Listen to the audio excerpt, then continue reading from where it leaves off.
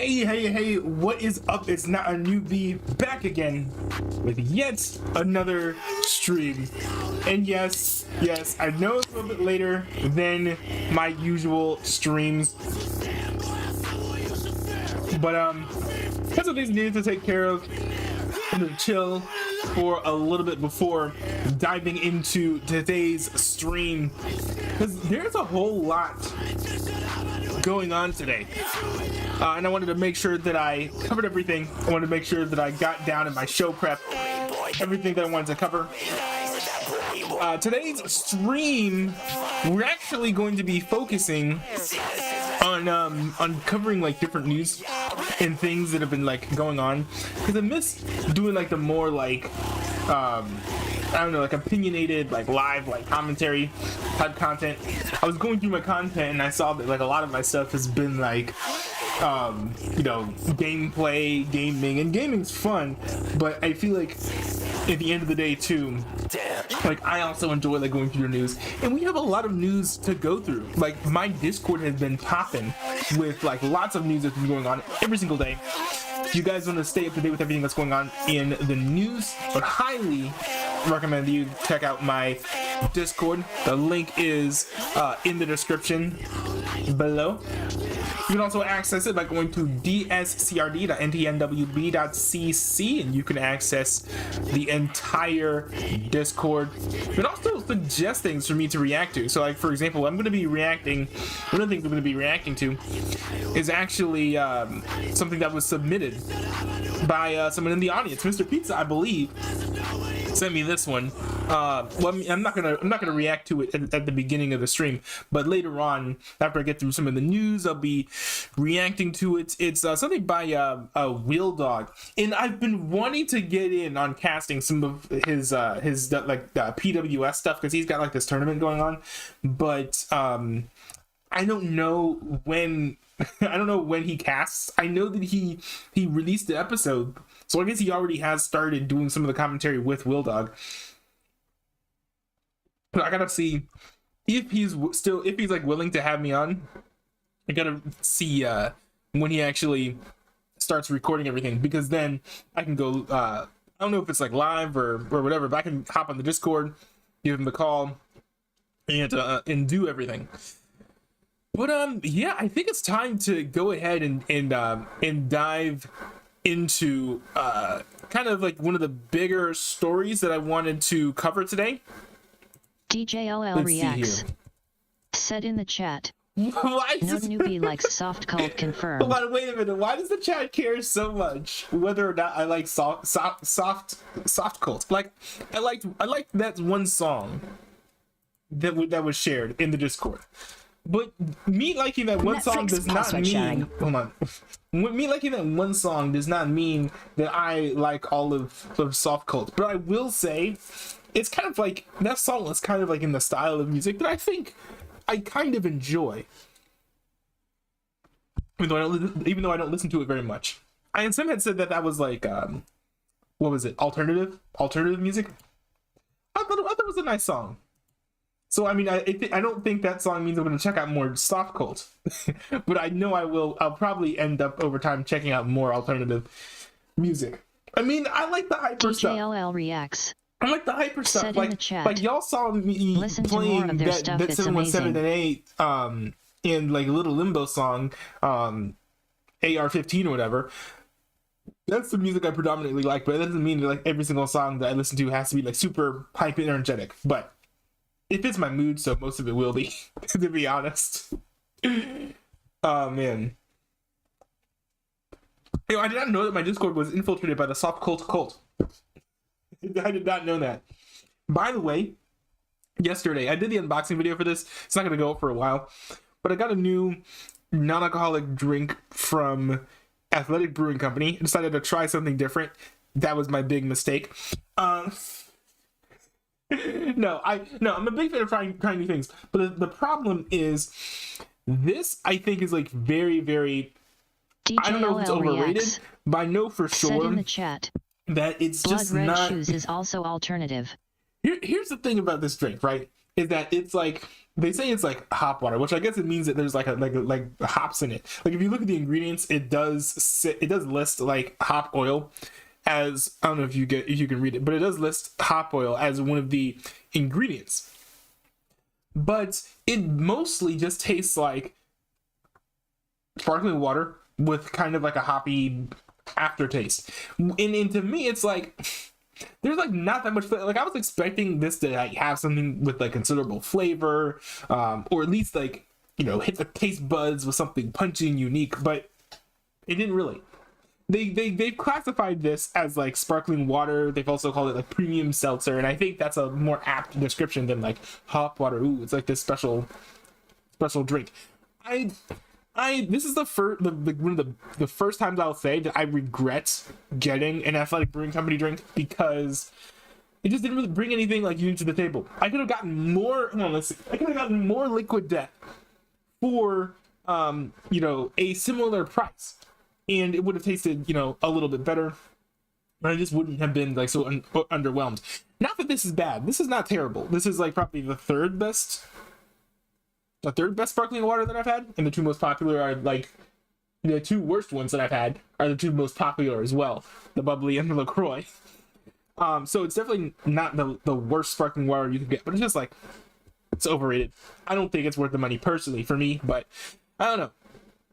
Maybe if someone needs like a gateway between like non-alcoholic beer and sparkling water for whatever reason, they could grab it, but it's certainly like not bad. Like, I'm going to keep drinking it, but I am underwhelmed. I expected way more. Anyways, I promised you all that I would get into the news. And so, here we go. Diving in. What was that? Oh, that was weird.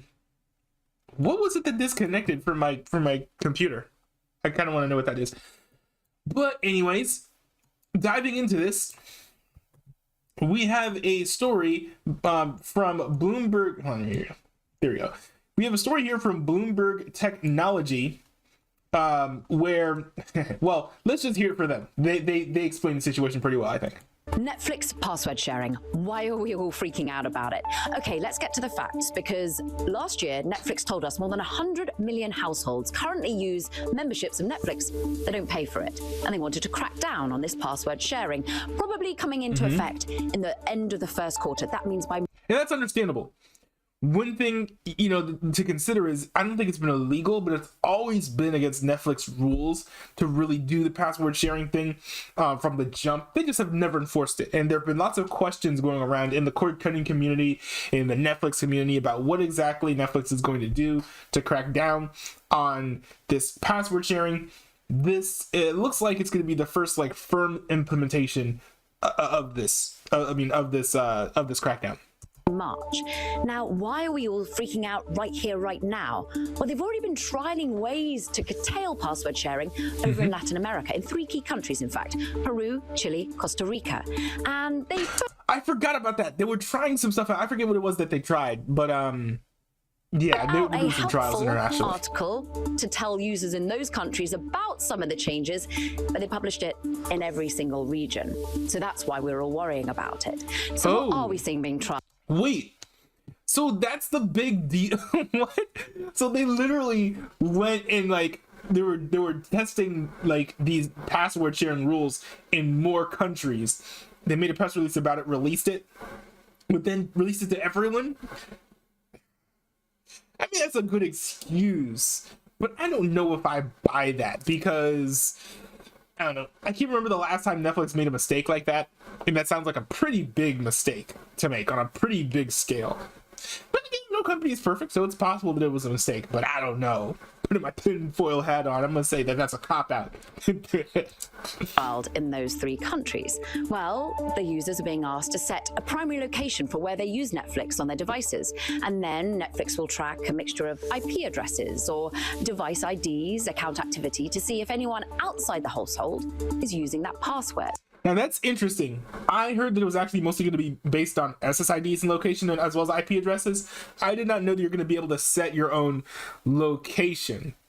So if they were going to set their own location, like, that's fine. I thought it was going to be based on SSIDs. For people who don't know, SSIDs are basically the Wi-Fi names of the password. So the Wi-Fi names of the access point. So if you hit your Wi-Fi, look at a list of all the different Wi-Fi networks. Every single name, that's the SSID of each Wi-Fi network. So I had thought that what Netflix was planning on doing was going in, being like, oh, okay, you're connected to home Wi-Fi 3. That's the name of the Wi-Fi network. So if you're on any other different Wi-Fi network, we know you're not home. I'll have to check and make sure that you're using the accounts within 30 days at the home address, or I'm logging you out. Like, that's like essentially what I was, initially heard about this whole thing. Sounds like it's a little bit more of like a triangulation of what's going on. And yes, it looks like the SSID is going to be a factor, but also, your location and your IP address. So I don't know. I hope that they're not too strict with it, because I do think there are going to be people. The one thing I'm worried about is people being within the bounds of the rules that Netflix is setting, and they still kick them out for whatever reason. I know here in this house we have a private network and a public network. Well, it's not really like set up like that. It's just two networks, but it's essentially a private network and a public network. And we have some of our TV devices connected to one of the Wi-Fi networks. The other one is connected to the other Wi-Fi network. If they're so strict that they're even going down to the SSIDs, that means half of the devices that we have connected to my sister's Netflix account just won't work. But then again, this is just a trial. This is just a test that Netflix is. They're saying that it was initially going to be in a few countries. I think that they're scaling it down to those countries. We'll see. But, I mean, these are trials, and with all the backlash that Netflix gotten, I would not be surprised if they cancel this plan. And you're going to be incentivized to add members to your own household if you want them to be using it. You've got to pay up. Now, right here, wait a second. to your own household if... Yo, those prices are crazy. Okay, look, check this. So for basic with ads, capping your quality at 720p, you can get Netflix at the cheapest price for $7 a month. The standard package, which gives you 1080p, is $16 a month, which I think personally for what Netflix offers is pretty high. First of all, the lowest tier should not have only 720p. And there should be a more affordable plan between the basic with ads and the standard plan that has 720p but with no ads, in my opinion.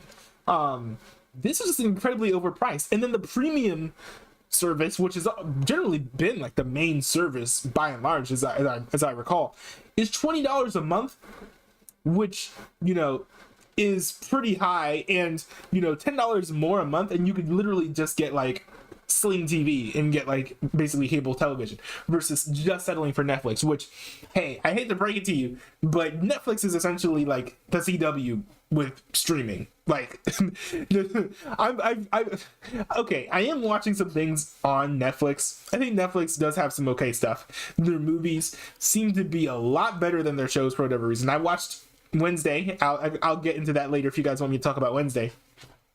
But I don't know. This just seems like overpricing for the quality of content that you're getting, especially with content leaving Netflix. Netflix is kind of like, they're centering themselves now as this is the place where you come to watch Netflix things, which is a lot better, because they used to be like, oh, this is the place where you can watch The Office and Breaking Bad and all these other shows that we didn't make. Now they're kind of like trying to cement themselves as go to Netflix to watch the Netflix things. And it's great, because now at least you're not kind of like pitching yourself as a platform that's other people's content when you're essentially just going to become your own channel at this point. I think that's a good move.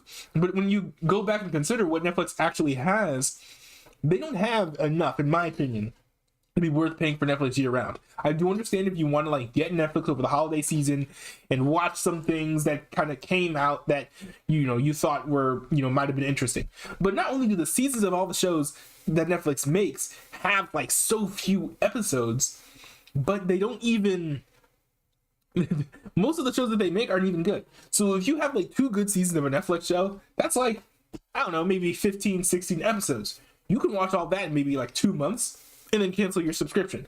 So like, I don't understand Netflix. The idea of like thinking that Netflix without ads is worth like $16 a month is like absolutely ridiculous. This is why I've moved to buying stuff on DVDs, buying stuff on Blu-rays, on iTunes. You see all that over there? That is because of the price hikes that you're seeing on Netflix, on all these other streaming services. That's like one of the main reasons why I started collecting these things, is because I want to get off of a lot of these streaming services. You're paying exorbitantly high prices for mid-tier content. You're paying premium prices for mid content. 50 cents more, you get HBO Max, and almost everything on HBO Max is better than what's on Netflix. There's like, I'm looking at these prices, and I'm honestly surprised. Now, part of it is kind of maybe to Netflix's point here. I've spent most of my time on Netflix using somebody else's account, so I never really had to think or really bother with the price. But I'm just looking at this, and this is just absolutely like ridiculous. This price is way too high. Yo, I have so many shows over here that are good that I did not. There's no need to pay this much money just to be able to turn on the TV and watch something. It's ridiculous. Sorry, I got stunned by this. Stunned by sitting here. You've got to pay up now, right here. Also, hey, Mike, what's up? It's good to see you in the chat, man. In the US, take a deep breath. Nothing is exactly happening at this moment. But what's clear is Netflix is going to have to use all of its storytelling skills to get you and I on board with these changes. Yeah. The big thing Netflix is going to have to do is they're going to have to make their content better, and they have not demonstrated that that's something they're willing to do. Like, people have been complaining about the quality of the Netflix shows, as well as canceling the shows that they make that are actually good, for years now. You know, Netflix, I think, is kind of abusing their position as like the primary streaming platform. Netflix is ubiquitous, right? You look around, pretty much everyone has Netflix, and a lot of this is probably because of password sharing, but Netflix, I think, has just been abusing their position. They've been making low quality content. They've been slowly creeping up the prices and canceling the shows that are actually good. And there's always this outcry, right? Like the current one is like new. It's like a Inside Job, right? Inside Job is a new thing where people are like, "Oh no, they canceled the show that was great." Well, yeah, but you're gonna stick with Netflix, and that's literally why they're gonna keep on doing this.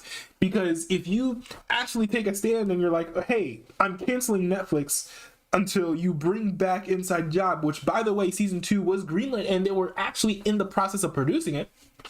You don't bring that show back, I'm not coming back to Netflix. That's an easy way to put pressure on Netflix and make them actually behave better as a company and as a brand and as a service. Because people are just going along with all these changes that Netflix makes, no matter how much they complain. And so if they are still paying at the end of the day, then why would Netflix change their strategies?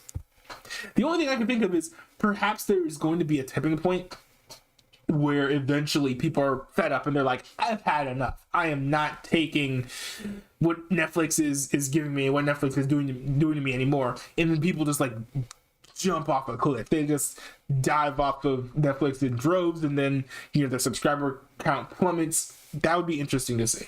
Oh, Ed, the furor, the outrage that was across Instagram, that was across Twitter, as people got this the wrong way round, thought it was being enacted in the US immediately. And what was so ironic, I suppose, is actually Netflix had some strong news coming out on Wednesday. They wanted to talk about Netflix spatial audio, an amount of more devices if you have the premium Netflix subscription. And instead it got drowned out by this. We thought this would be ads. Well, it wasn't even...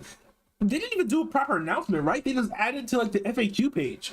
Story for Netflix, right? Ad-supported tier. But 2023 is about password sharing. And Greg Peters, before he was promoted to co-CEO, that was his project. He was out there trying to crack this problem, whether he does it or not. I mean, this was a really fascinating reaction. It really was. And I think now we're going to have to hear from Netflix about how this might be enacted, the trials that were going on, and what it's actually going to mean for you and me eventually in the US. Remember back in 2017, they were saying it was all about password sharing. Now it's a very different matter when it comes to numbers. Well, maybe that was part of the plan, right? Is they get people in the door, then lock the door, then kick them in the butt and charge them exorbitant amounts of money to be able to sit down and have a glass of milk. Maybe that was the plan. You get the people in the door, and then you can kind of like upsell them, right? That could be part of it. Hey, Mike, what's up? Let me check the TTS chats here. Official Mike said, "You can kind of been ignoring girls whom I've blocked from my life for using me is virtue signaling, a sign of weakness. They are trying to get me to do haram." Yo, how do you have this insane talent for posting like these like slightly unhinged comments in my chat? I'm like, what is happening with you? I do not understand. I don't know. I personally am not a big fan of blocking.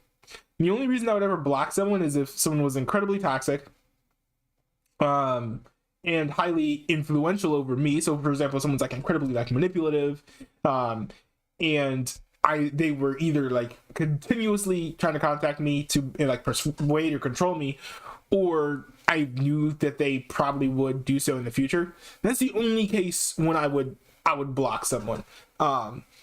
And you say it's virtue signaling as a sign of weakness. Are you saying that like you're virtue signaling to these people, saying, "Oh, you use me? Well, booyah, you're blocked"? I mean, I think it's petty. Petty is the word I would say. You're saying is it a sign of weakness? I would say it's a sign of pettiness. And then you can decide. I guess I don't know if you think that pettiness is weak or not. I think pettiness is stupid and it's a waste of energy. I've always hated pettiness. Pettiness has always been like when a pet peeve of mine of a person. Like if you're petty, I'm like, come on, bro. I've always found pettiness to be very annoying. But yeah, if all you're trying to do is send a message, then don't do it. It's a waste of your time and it's a waste of your energy. And they're saying they're trying to get me to do haram. Then in that case, yeah, maybe block. If you have these ladies over here trying to make you stumble, and they're trying to insert themselves into your life, then yeah, it's probably a good way to kind of cut them out and kind of protect yourself and make sure that you're not being like, drawn into doing things that that you shouldn't be doing. So that's true too. That's a possibility. Again, I don't understand your complete situation. You kind of dive bombed in here with like the strange comments and left. You kind of pulled like an Obama in the Middle East. You just like went in like, here's some surprises and flew away. So I don't 100% know your situation, but yeah. Anyways, there's one really nerdy thing that I wanted to talk about really quickly, and I don't know if I'll make a I gotta figure out what I'm gonna do. I don't know if I'll put this on the Clips channel or if I'll put this on the Not a Newbie Dude channel, my personal channel. But anyways, I recently found out that Twitch uses for their chat a system called IRC. I also learned that because of this, the biggest and most popular chat client out there, Chatterino, actually uses IRC, and they have a new mode out where you can use Chatterino as a Twitch client. So quite literally, Chatterino is like a modern IRC client that's used by tons and tons of people, and I think it could potentially be a way to get some folks' foot in the door to IRC who typically like aren't used to using IRC, or maybe like Twitch viewers looking for similar chat experience if they're not necessarily watching someone live. So I figured that I would share with you kind of how this all works and how you can activate this. So what you're going to need to do first is go into the settings by clicking that little gear there, and then open this up. I already have my account my Twitch account attached to Chatterino, so that's already there. But what you'll want to do is you can either go into general and you can hunt for the feature, which is in the advanced section. So you would scroll down to advanced. Let's see, where is it? advanced, and right here, enable experimental IRC support. That's unchecked by default. You can also just search IRC in the settings and you'll find it way easier. That's how I did it. So once you check that, then what you'll be able to do is, and I'll just demonstrate what it's like to kind of like start anew, because I have all these different things here and I'll kind of show you how I got the different tabs. We'll close that out. So what you'll do is when you start with a fresh new Chatterino tab, for anyone who's not familiar with using Chatterino, you'll get this here, this window here, and there'll be a thing that says click to add a split. I don't know why they call it a split. It's just like a tab within this window. So you'll have the option to use Twitch. You'll get this by default. You can put in the name of any Twitch channel. I don't know, Caroline Kwan, because she's live right now. She's one of the streamers that I watch. And then you can see all of Caroline's chat is in here. This is a Twitch chat. But you can also add a chat from any IRC server that you've logged into. So I'm in 3 different IRC servers: Libera Chats, Chat Realms from nightattack./diamondclub.tv, and twit.tv, which is kind of like a nerdy, tech internet network or something. And so whenever you want to add your own account from like a different server, or you want to connect to an IRC server, what you'll want to do is click the add button there for the server, put in the URL for the server, and then put in your username, nick, and real. Standard practice is you just use the same for all 3 of these. So my username is my nickname, and that's my real name on there. And then login method, you can use either anonymous or you can use server password. I use server password because all my accounts are password protected. Then you could put in your password, and once you do, then you'll be able to select the server in here, because at first it's just going to be empty. So you want to select a server, and once you select a server, then you'll want to go in here and type in the name of the server that you want to join. So I'll just do Linux here. Well, actually, no, that's not right. Let's do Libera Chat. Libera Chat, I'm going to do the Linux server, and I'm going to go ahead and click OK. Now make sure that when you enter your channel, you don't include the hashtag. Important thing. And this server isn't particularly busy at the moment, so you're probably not going to see that many messages popping up. However, in the window that I've had open already, you can see I have a bunch of messages out here. We've got let's see here. Yeah, I'm in the Python server here. I'm in, the Night Attack server over here. I'm in the twit.tv twit live thing here. So you can have all these different tabs with all these different IRC servers and different channels in each of them. You can add a new tab in each of these individual tabs and have what are called splits, which are basically kind of like a split screen system. And you can put in whatever chat you want. So I can put in like a, I don't know, let's use like Twitch, for example, as another example. I think Will Neff is live right now. You can put in Will Neff and see Will Neff's chat right here as a split. So I can have an IRC chat here, and I can have a Discord chat here. So yeah, it's pretty cool. It's a nice way that, like, if you participate in Twitch chats as well as participate in IRC, it's a nice way to unify everything. Also, in my opinion, it's like the coolest and nicest interface for using IRC. So now I just like have it on like all the time. I used to like not really use IRC, but now I have it up. It's a very nice user-friendly client. I think it's literally the IRC client of 2023. That's just my take. I mean, I think it works pretty well.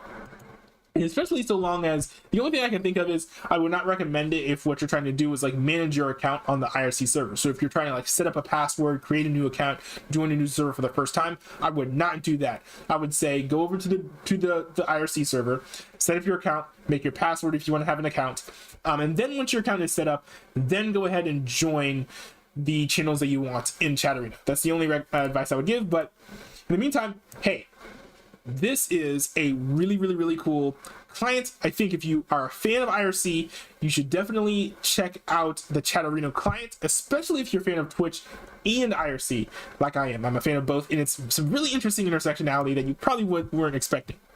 So, very nerdy segment on the stream. I just found it incredibly interesting, so I wanted to cover it and react to that here. DJL said Blood Red Shoes is also an alternative. I did not know that. I'm not familiar with these groups though. Like if you name drop someone, I'm not gonna know who it is. You know, people were laughing all about that freshman year of college just because I did not get any references. Oh my goodness. But let's see. We've got some big news today, diving back into politics. So the whole political realm is currently abuzz. It is kind of because of Trump, but kind of not because of Trump. This is because of 2024. Now, we all know that Trump is running for president. He actually announced it. I actually reacted to his announcement speech on my stream. But this is not about Donald Trump. It's about someone who actually used to be inside of his cabinet. Not literally, but figuratively. We're talking about Nikki Haley, who has recently announced that she is running for president. Now, Nikki Haley has been, a favorite of many Republicans to run for president for years. But I don't think that her candidacy will succeed, and I'll go over why after digging into this article a little bit. This comes from NPR. So it says here, Nikki Haley, former South Carolina governor, who also served in the Trump administration, is preparing to run for president in 2024. So let's see here. In 2021, Haley said that she wouldn't run for president if Trump ran again, but recently deviated from a typical line, calling for a new generation of leadership in the Republican Party in an appearance on Fox News that she later posted on Twitter, which is fair. This is January 20th, after all of the horrendous Trump picks, from the midterm picks that, went like 50-50, more or less, to Kevin McCarthy, who barely made it into political office there and into the seat that he so desperately wanted. Here's a clip of Nikki Haley on Hannity. Let's talk about 2024. I know you were on with Brett Baer earlier this week. It looks like you're running. I suspect you're running. I don't know for sure, but if you want to make your announcement now, I think a lot of people would be happy. Are you thinking about it? As fun as it would be to announce right now, yes, we are. I just got rejected. Go ahead.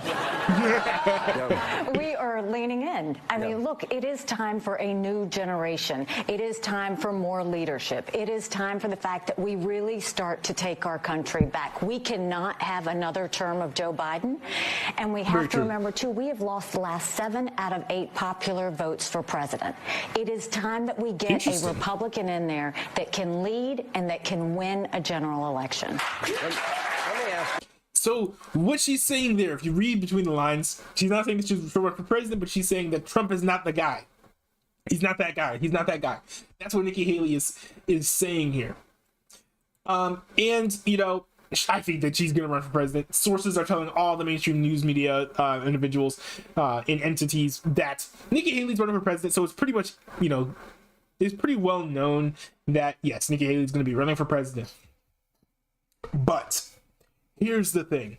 I don't think that Nikki Haley will be able to win. And I don't think it's because 3 dudes, accused her of, having affairs with him. No, that's not it. There's a whole different situation that I think will probably throw a wrench into all of this. Nikki Haley actually, throughout the 2010s, was going on a nice political streak. She was gaining popularity slowly. That's actually how she got her name to be one of the favorites of eventual GOP presidents in the future. However, there's one incident that kind of knocked her down a peg, and it kind of went under the radar, but it put in some distrust in Nikki Haley. And I think if she runs again, this is a story that will resurface and come back to haunt her, just like Bridgegate came back to haunt Chris Christie. Here's the headline. This is from 2018, so 5 years ago. Enough time for everyone to forget about it. Nikki Haley's resignation comes one day after an ethics watchdog requested an investigation into her acceptance of free flights on private jets.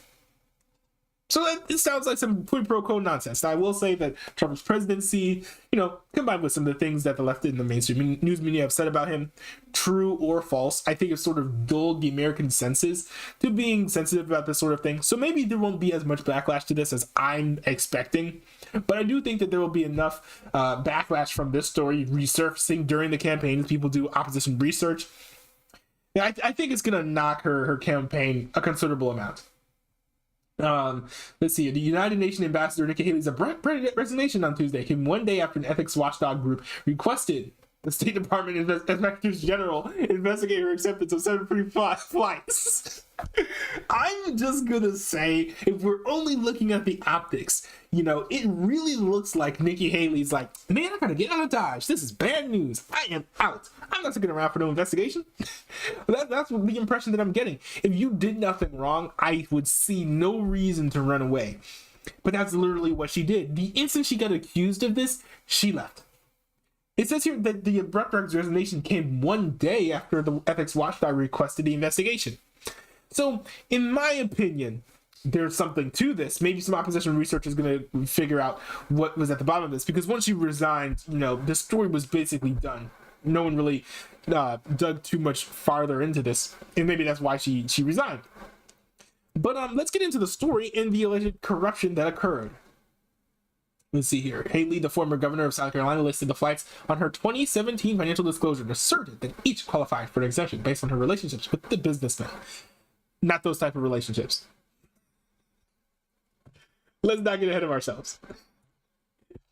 But the group, Citizens for Responsibility and Ethics in Washington, said in its complaint that Haley's financial disclosure did not provide enough information to make the assertion that the flights between New York, Washington, D.C. and the 3 South Carolina cities qualified for the exemption. Those flights were most likely worth tens of thousands of dollars. What kind of flights are you taking that are worth tens of thousands of dollars? It's crazy. So it sounds here like she took these free flights and she didn't pay for them. She said as such, as she was like, they were business trips, but then didn't prove that they were business trips. So I think that's a little bit problematic. And the fact that she resigned, I think, is a huge red flag. So I think personally that this will sink her campaign, especially since she left so quickly. I think that means that there's something to the accusations, and whatever is behind the accusations is going to come to light. Not looking good, but hey, I think she's going to get deep into the primary race. I think it'll be probably when she's like in the top 5 before this even like rears its ugly head. So she has some time. She can be alert and think that this will never come up again. It'd be fun to watch the pandemonium, see who takes which side, because I think these are serious issues. And these are serious issues, and I just wonder if everyone's gonna take it seriously or not. Everybody keeps that. Now, I was for once, I rarely do this, but I was listening to Tucker Carlson tonight in the morning because they aired at like 8 a.m. Every weekday on Fox News Talk.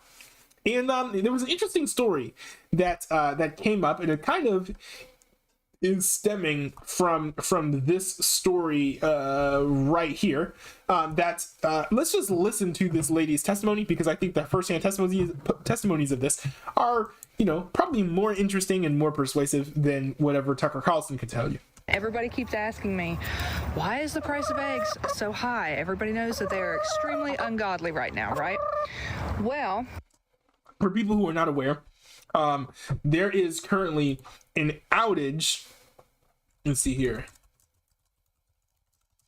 There's currently an outage of eggs, and stuff is getting even worse. Not only is there currently an outage of eggs, but there was this terrible story.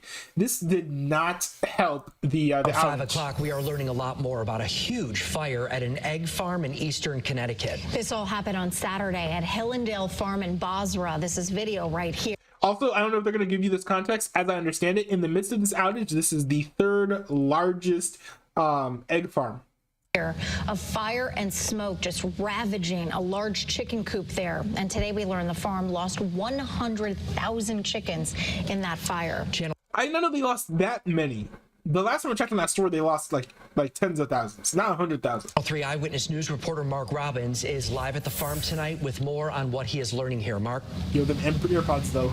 Really well, good evening, guys. Really yeah, flexing. we can tell you you're right. About 100,000 chickens were perished in this blaze that happened Saturday afternoon around 1 o'clock. Now, things are getting, well, business is going back to some sort of normalcy today. I can tell you, I don't know if it's exactly typical, but we did see big rig trucks going in and out of the farm all afternoon while we've been here. And again, this fire claimed 100,000 chickens. This video from a viewer, Arnold Alina, shows the billowing smoke that could be seen from a couple of towns over on Saturday. The mid-afternoon blaze occurred in one of the large two-story chicken coops at Hillendale Farms in Basra. I wonder if they said why this happened. Some people have been saying that, like, oh, you know, this was sabotage. I'm waiting for the official explanation. These coops are between 300 and 400 feet long, and they house hundreds of chickens. We've had fires over here before, but nothing like this. Like the whole side of the sky was completely engulfed in smoke and dark smoke, and it just, we couldn't see any flames, obviously, but it was pretty bad. Several towns responded to a call for mutual aid, and that aid may have been a key to helping keep the damage to a minimum. Around, and there was tanker trucks, I'm telling you, just constantly. Yeah, I heard that they had like at least like a dozen different fire departments there just to quell this fire. Coming down the road every 3 to 5 minutes, they were coming down the road. The fire was extinguished in a couple of hours. Video from Drone 3 doesn't show much permanent damage. This operation is one of Hillendale's farms that spread out over 6 states. Hillendale is one of the top 5 largest egg farm operations in the country, housing more than 20 million chickens. The farm at Basra supplies eggs for much of the East Coast, including brands like Eggland's Best. Outside of the death of the chickens, there have been no reports of injuries. The work of the various fire departments impressed Crystal. I think our Basra department was really on top of everything and trying to contain everything as quickly as possible. The fire marshal is leading the investigation, working in part with the Connecticut Department of Agriculture. There doesn't yet appear to be a clear incident or moment in which the fire began. None whatsoever. I didn't even hear a big boom, or didn't even smell the smoke, or no ashes were no flying official explanation? anywhere. Nothing like that. So the investigation continues. Hillendale Farms not exactly coming forward with a lot of comments for the media. They've had one statement put up on their website saying they support the investigation, and that's all they're going to say at this time. So in the midst of this situation, we get this situation. Here's a chicken conspiracy for you that's not really a conspiracy. It's being confirmed not only here in our house, but apparently all over the nation. And nobody said anything about it because we all just assumed it was winter. They stopped laying in the winter as much. And come to find out that everybody across the nation stopped getting eggs from their chickens altogether. Nobody got a single egg all winter from there. Everybody's reporting end of September to like mid-October, the chick. Which is crazy because, as I understand it, I'm no farm or chicken expert, but hens lay eggs regularly, extremely regularly.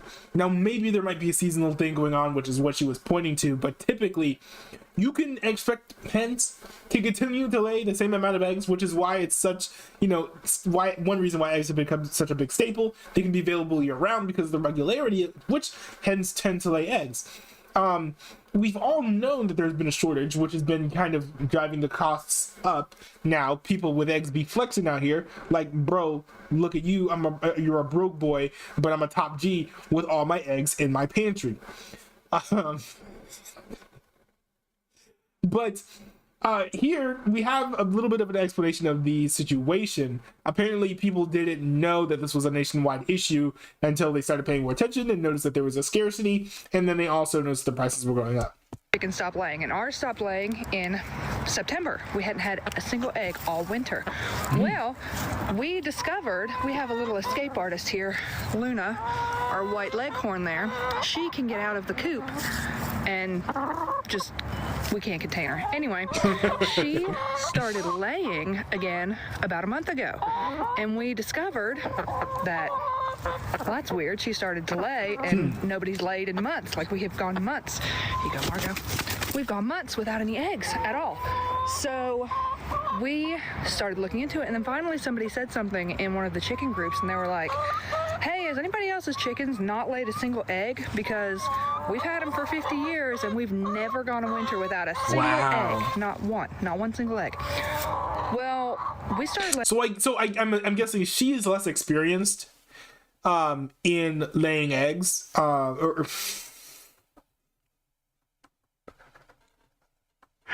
don't know.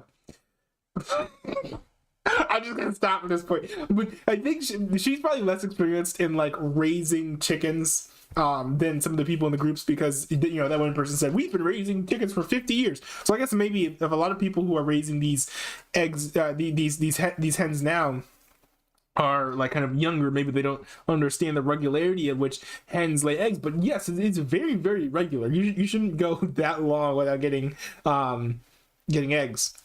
Letting our chickens out and to free range. We usually feed them. You can see they're not even touching the feed anymore. Like, this has been here for 3 days. They don't want it. And apparently everybody who's been feeding their chickens this type of feed has stopped getting eggs altogether. So people who aren't able to let their chickens free range or can't run around in the yard at all aren't getting any eggs. Kind of convenient when eggs are the price of, I don't even know, gold at this point, I guess. But yeah, so let's check over here and see if we have any today where they've been out. We had to keep them up yesterday. Yeah, look at here. There she is. She was laying. I was calling for one. She didn't come.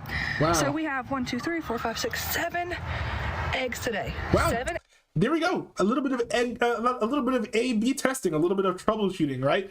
This definitely seems to prove the fact that there is something going on with the feed here that these farmers are giving their chickens. And it's a little bit strange. It's interesting that no one's reported this. And we don't know if this is intentional or not, or if one of the lead companies who's involved with this, Purina, is like the big one that's been the target of a lot of scrutiny following this. There's been no word or speculation or even so much of an indication as to whether or not this is intentional or not. But it'll be really interesting to see whatever fallout happens from this, because they're going to lose customers. Like, these farmers were losing eggs. Like, like no one's gonna keep on feeding their chickens this feed that's preventing them from laying eggs.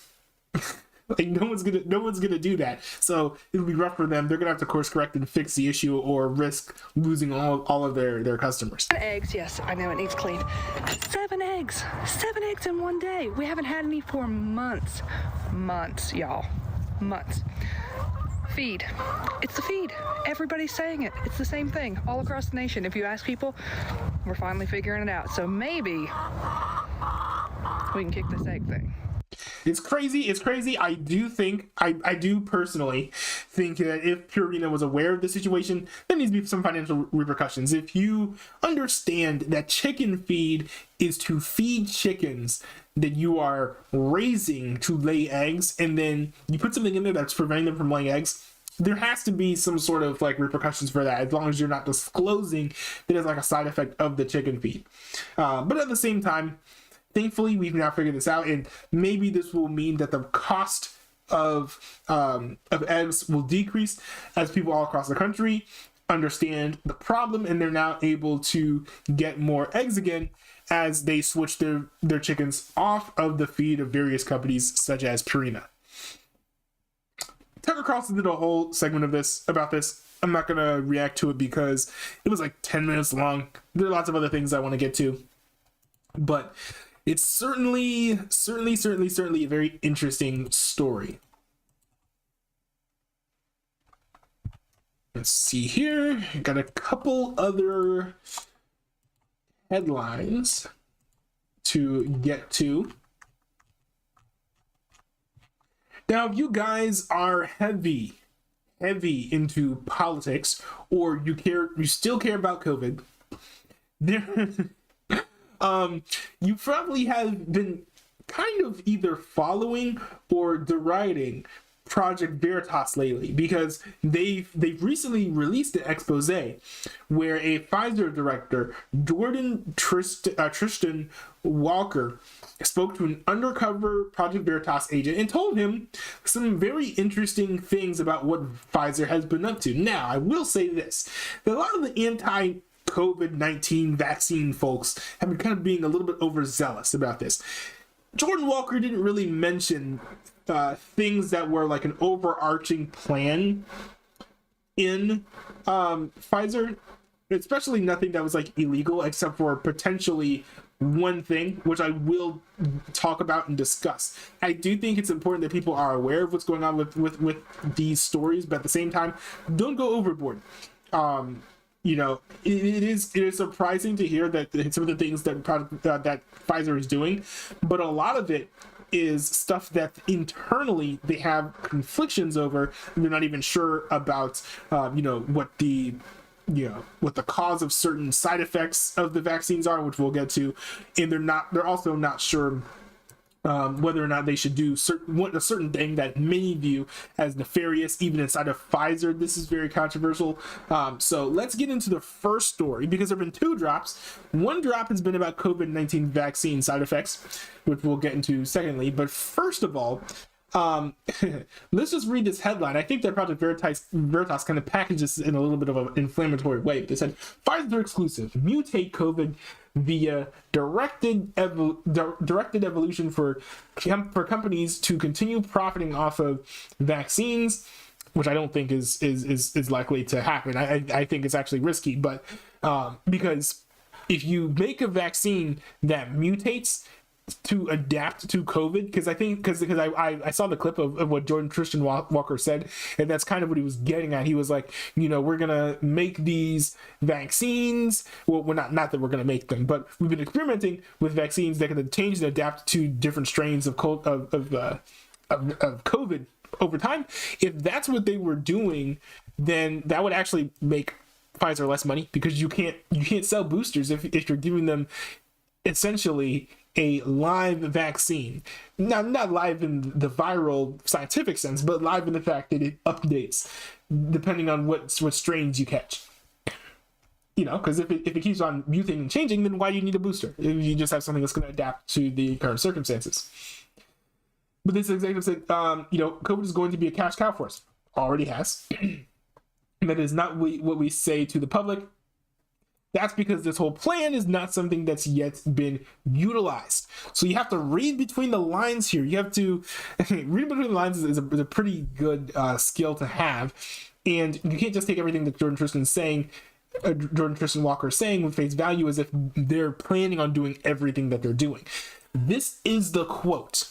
This is the quote that is very important to pay attention to. He says, quote, one of the things we're exploring, like, why don't we just mutate it ourselves so that we could preemptively develop new vaccines, right? So we have to do that. If we're going to do that, though, there's a risk, as you could imagine. No one wants to be having a pharma company mutating viruses. So what he's saying there, he's not saying that, we're sitting here in our lab mutating COVID to make it more dangerous so then we can make vaccines based on it. No, that's not what he's saying here. What he is saying here is they are thinking about this. See, one of the things we're exploring, it doesn't mean that they're actually doing this yet.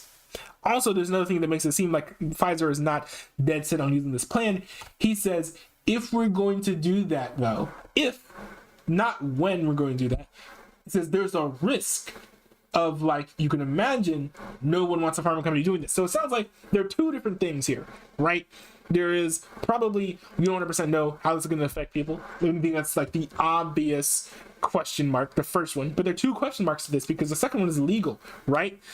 From what he's saying, it sounds like if they even make this vaccine, it'll be hard to make it legal in a lot of countries because they're going to be like, whoa, wait a minute. What are you doing? This is not normal scientific behavior. This is not normal. These are not normal vaccines that you give to people. So people are like, oh man, this is what COVID's doing, what Pfizer's doing. For all we know, Pfizer hasn't started this yet. They're looking into it.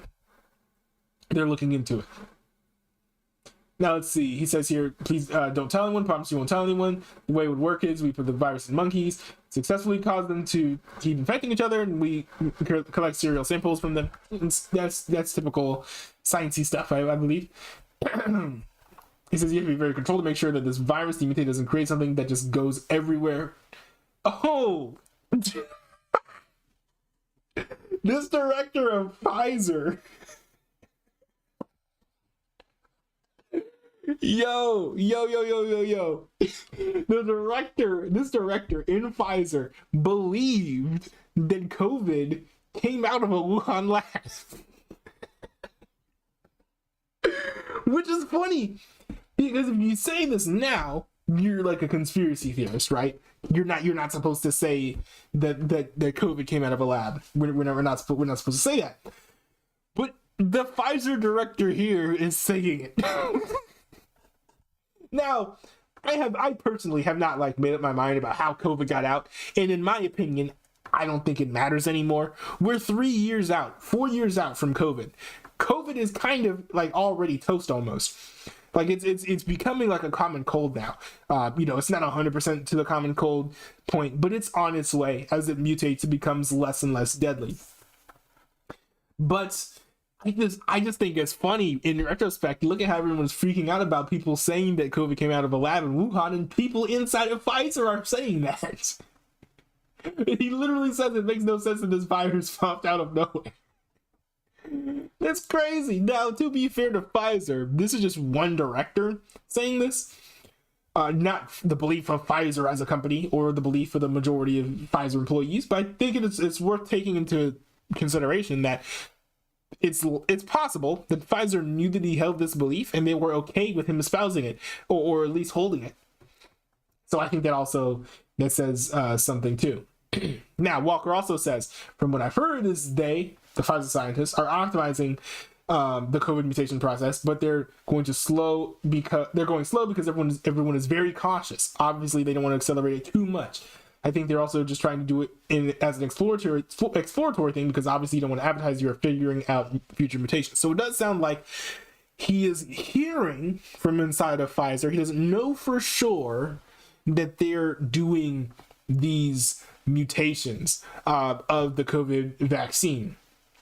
And it sounds like this caution is also something that they're trying to do out of safety for themselves, not just of future customers, because they want to make sure that they are not infected and killed by some incredibly viral COVID disease that they created in their own lab. So this is kind of interesting. There, and Walker saying that this is different than gain of function, calling it directed evolution, even though it's essentially the same thing, right? You're taking the vaccine, you're mutating it to make it more powerful. That's what gain of function is known for doing. So it's interesting. We have like a bit of verbatim here. Walker drew parallels between the current Pfizer project and what may have happened in the Wuhan Institute of Virology in China. So we have that. And if you have been paying attention to the news, the real news, you probably have seen this already, but this one here is newer. So here we have Tristan Walker talking about the effect that the vaccines have had on women's periods. Now, this is not a story that I've followed particularly closely. I remember when people were initially getting the vaccines, and also like people had started coming back on campus. there were a lot of my friends were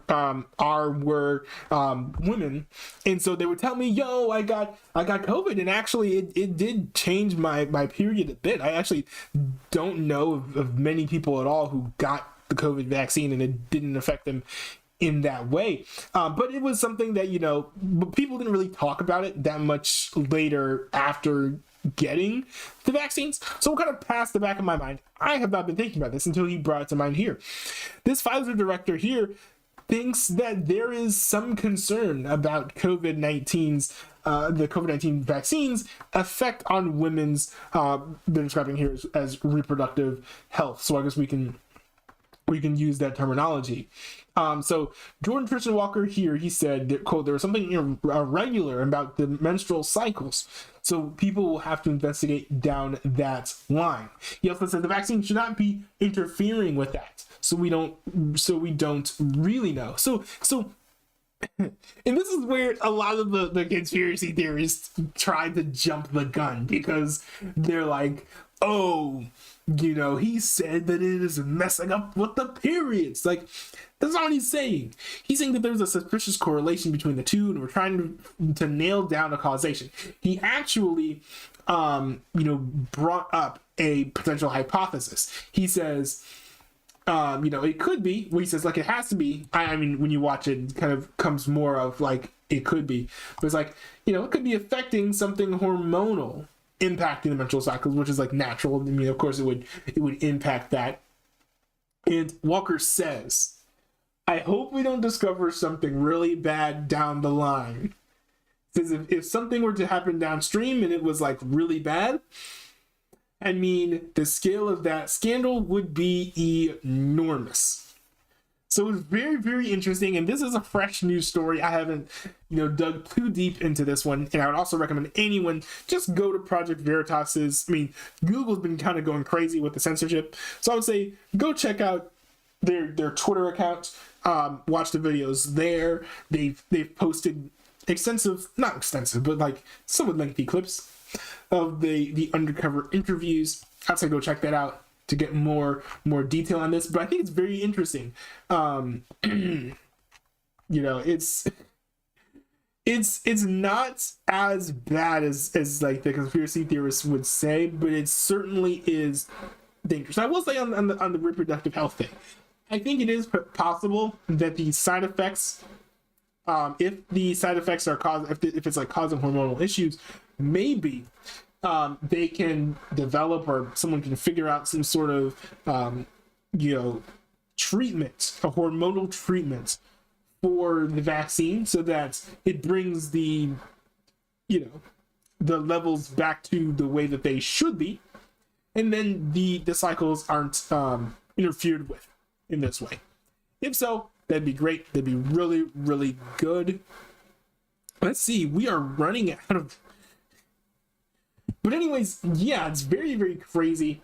It kind of makes Zachary Levi seem a little bit less crazy for saying that Pfizer are like literal villains. Which is funny, because I think he's still going to cancel and hate over that. Man. Pfizer could be in trouble. I think they should be. Maybe another fraud lawsuit's on the way, because it's been like 20 years since their last one.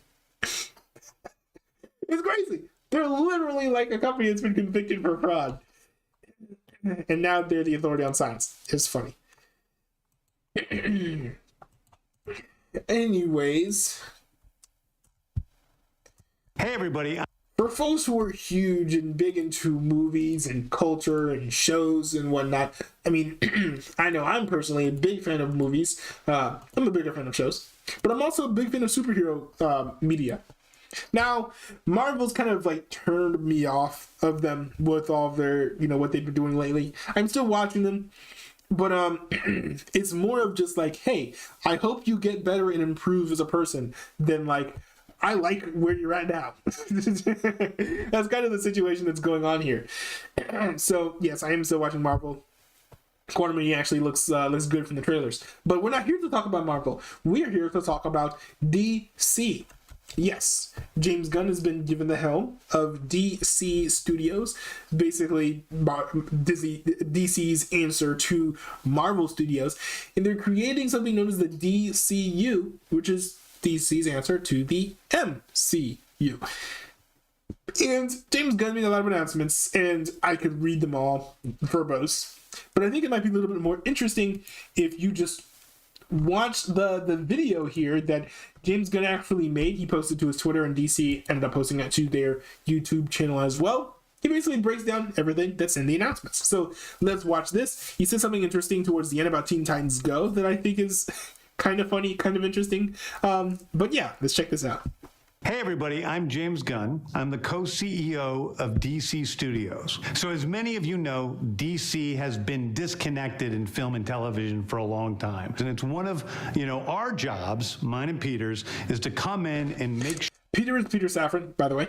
Sure, the DCU is connected in film, television, gaming, and animation. That the characters are consistent, played by I completely forgot about the gaming piece. That's kind of interesting. The same actors, and it works within one story. And if something is outside of that, like Matt Reeves' Batman or Todd Phillips' Joker or Teen Titans Go, that is...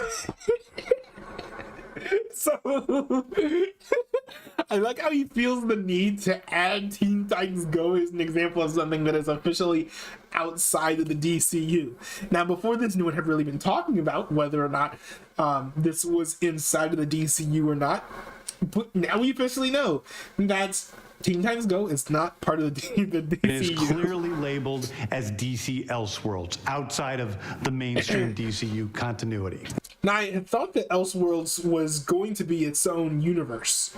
Elseworlds was going to be like a different universe that potentially would have the Batman and the Joker inside of it and have the potential for them crossing it over. But I guess Elseworlds means that it's standalone. It doesn't have to connect to any of the other Elseworlds properties. Now, Peter and I have gotten pretty lucky in terms of the 4 projects that are coming out over the next year. First, we have Shazam! Fury of the Gods. Shazam! Has always been off kind of in his own part of the DCU, so he connects very well. That moves directly into The Flash, a fantastic movie that It's disconnected. I mean, I don't know if disconnected would be the way to say it. He's just not really interacted with a lot of the other characters, but he is firmly within the DC EU. Now, I think the terminology used is a little bit confusing here.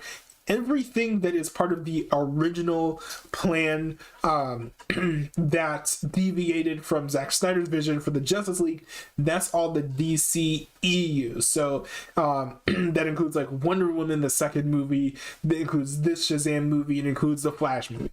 I really love that resets the entire DC universe. And then to move into Blue Beetle, a fantastic film about a kid who's a marvelous part of the DCU, and then into Aquaman 2, which leads directly into our next few projects, which I'm going to tell you about now. So Peter and I, along with a group of very talented writers, have started to map out an 8 to 10 year plan of what DC Studios will be in film, television, and gaming. This first chapter is called Gods and Monsters. Now this, what I'm about to tell you, is a part of the first chapter. It's not the entire first chapter.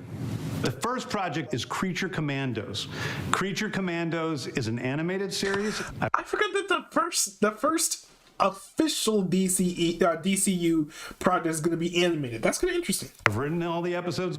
Something we're going to do that's a little bit different at DC is we're going to have characters move into animation, out of animation, usually having the same actor play their voice as who plays them in live action. The next project up is Waller. This is a story of Amanda Waller, played by Viola Davis.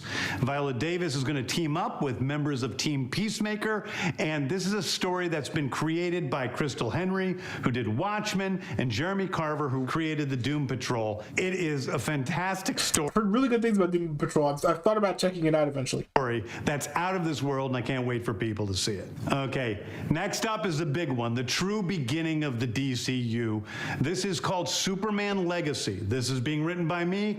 I'm in the middle of it. I'm having a great time doing it, and Superman will be released into theaters July 11th, 2025. Okay, the next thing future. Is a big premiere HBO television series called Lanterns. This is a story of a couple of Green Lanterns, Jon Stewart and Hal Jordan, and we have a few other lanterns peppered in there, but this is really a terrestrial-based TV show, which is almost like True Detective with a couple of Green Lanterns who... Now this is cool. You don't see this very often. Hear what he says here. And we have a few other lanterns peppered in there, but this is really a terrestrial-based TV show.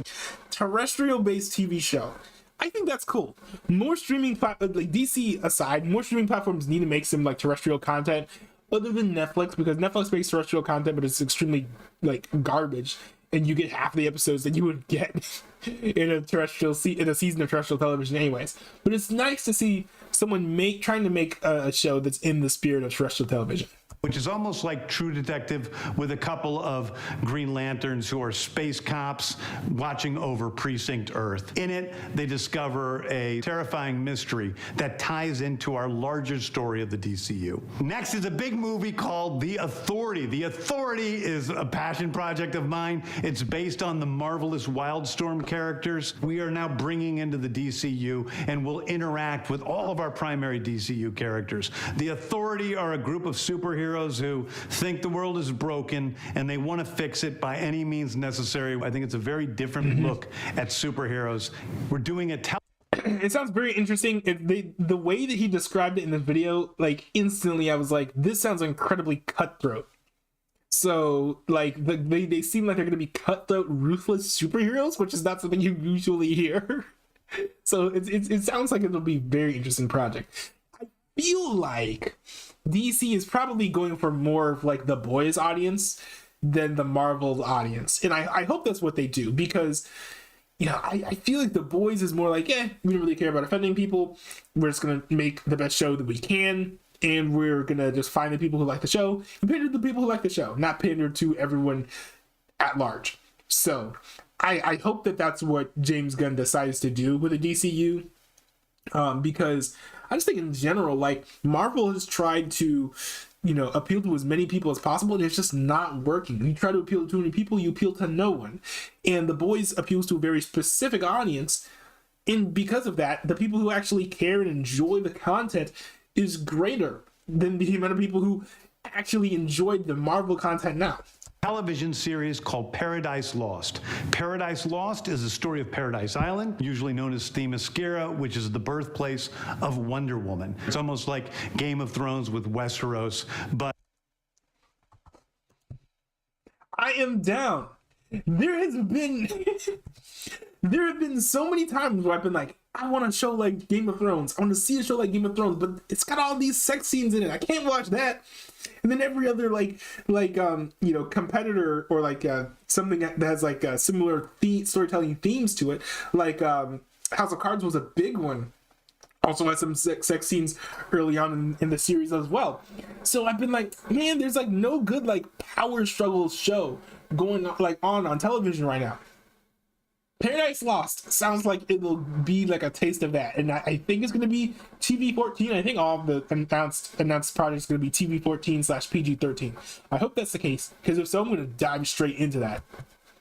But with all of the inhabitants of Paradise Island. The introduction of the DCU's Batman is The Brave and the Bold. The Brave and the Bold is the story of Batman and his actual son, Damian Wayne. This is based on Grant Morrison's great comic book run. Damian Wayne is my favorite Robin. He's a little assassin who Batman tries to get in line, and so this is the story of the two of them and the beginning of sort of the Bat family in the DCU. Next up is a TV series called Booster Gold. Booster Gold is one of comics' really popular cult heroes. Wait a second. I want to go back and check and see, because I didn't even notice that there was that bug that says whether or not something's live action or was animated. Okay, so it looks like if something is animated, it doesn't say that it's animated usually, but if it's live action, it'll say it's live action. So let's see here. So Creature Commandos is animated. Waller is live action. Let's see. Superman Legacy is animated. Lanterns is live action. The Authority is animated. Oh, I was thinking how cool it would be to see that in live action, but Let's see here. And Paradise Lost is going to be live action. That's awesome. Very, very awesome. It's going to have a lot of that vibe I was looking for. The Brave and the Bold is going to be animated. Very, very interesting. Okay, let's get into the gold dude, or whatever his name is. Bat family in the DCU. Next up is a TV series called Booster Gold. Booster Gold is one of comics' really popular cult heroes. He is a fascinating guy. He's a loser from the future who uses future technology to come back to present day and become a superhero so that people will love him. It is basically the superhero story of imposter syndrome on an HBO Max series. It sounds like it's like that series sounds like it's probably gonna be the most popular one. It sounds like it's gonna be so much fun, and just like the cheesy photo, I feel like the audience is probably just going to eat that series up. One of my favorite comic book series from last year was Tom King's run on Supergirl, Woman of Tomorrow. And so we're going to turn that into a big science fiction epic film. Now, Superman is a guy who was sent to Earth and raised by loving parents, whereas Supergirl in this story, she is a character who was raised on a chunk of Krypton. She watched everybody around her perish in some terrible way. So she's a much more jaded character. Wow. And that brings me to... So she's gonna be like a dark Supergirl who's just like very cynical and pessimistic, which we're not used to seeing from a super character. Swamp Thing, the last thing we're going to talk about, a very dark horror story in the origins of the monster who is Swamp Thing. And although it's totally outside of the rest of the DCU, it will still feed into the rest of the stories. Anyway, those are the stories that I can tell you about right now. I've loved the DC characters since I was a child. I didn't catch that. He said DCU, it will still feed into the rest of the stories. Anyway, those are the stories that I can tell you about right now. Right now? So that means that there are probably going to be more stories down the line, potentially within Chapter 1. But he doesn't want to, talk about those yet. This is interesting. And I like the pacing. I was reading the articles as the news broke, and they're going for, maybe 2 movies a year or so, which I think is incredible pacing. And all these things that they've announced is going to take 8 to 10 years to release. Marvel would have released all of this within 9 months. It's crazy, but it's great because it means this kind of is probably going to be pretty good. I'm excited. I'm looking forward to this. I've loved the DC characters since I was a child. They're incredibly important to me. I knew that this was a once-in-a-lifetime opportunity to do something very different. One of the things that's very important for me in all of these movies and TV series is that the director's vision and the vision of the writers and all of the creators is unique. It's something special. Storytelling is always king. That's all that matters to us. And I want to be true to those stories. I want to be true to you guys and really give you something different than you've ever seen before. Anyway, thank you, everybody. I appreciate you watching. I hope this was exciting for you because it's really exciting for me. And I can't wait to start to dive into these stories with you guys on this grand adventure. Thank you so much. Very cool. Very cool. Hey, everybody. Very, very, very cool. This is great. I think the DCEU is easily gonna trounce Marvel with this. It sounds like James Gunn cares a lot more about the story of DC, in my opinion. So I think that's interesting. One thing that he did not mention is that which series was it? That's the first project in the new DCU. Creature Commandos. Well, Creature Commandos is the first animated project, and Wall is going to be the first live action project. What you did not mention here is that there are a couple of things that have already come out that I think are probably a lock to already be in the DCU. I'm personally calling this Chapter 0. So Waller is going to have it's going to be a kind of a spin-off series of Peacemaker, but just having Waller as the main character. Peacemaker characters will be reprising their roles in Waller. So that means Peacemaker is canon. That also means that the Suicide Squad movie is canon. The second one that James Gunn made, well, the first DC movie that James Gunn made, but the second Suicide Squad movie that DC's made, it's a little bit confusing. So if you want to watch the whole thing in chronological order, I would say you can watch The Flash probably, or you can watch the Suicide Squad, and that's the start of the new DCU. So that's interesting. I think it's interesting that like we have this new universe that they're about to get kicked off, and we already have like 2 projects that are already firmly planted in it. So that's kind of dope. That's kind of dope. We had a story about Velma. I could get into the whole thing of Velma, but I'm running out of time. I need to wrap up the stream, to be honest. But yeah, there's a lot more that I can say about Velma, but I will say I think Velma is very, very dangerous to the future of animation. The short way to put it is, you know, if people keep on hate watching Velma, HBO is going to keep on making shows like Velma. Other platforms are going to keep on making shows like Velma that are terrible. And they're actually going to start making terrible shows on purpose because they know it'll make them more money and get them more attention to shows that are actually good. More people are talking about Velma right now than are, you know, talking about shows that are great that are about to come on, like Succession. Now, to be fair, Succession isn't airing right now, but if Succession and Velma were airing at the same time, more people would be talking about Velma. Even though Succession is an incredible show, and Velma is not.